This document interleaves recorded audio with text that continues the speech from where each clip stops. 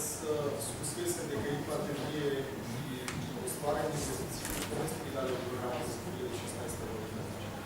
Меѓутоа, во суштина, и ова со стабилно го земува прилика 3 милиони рекордушен, не ја менува драстично, стига да наведено и остварено.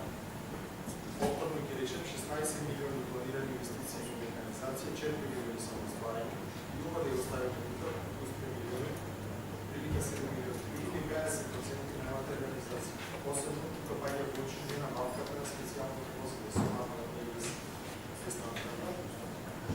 И исто така нека да говорите што се должи предост на пат на основната позиција.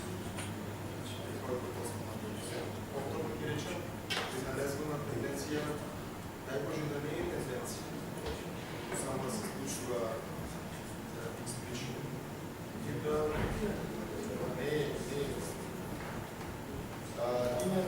И последната работа 267-253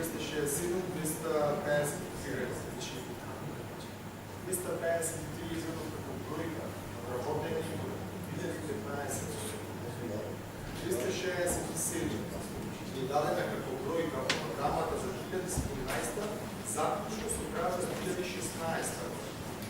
Спадат во или мишки. Она што беше немато прашање.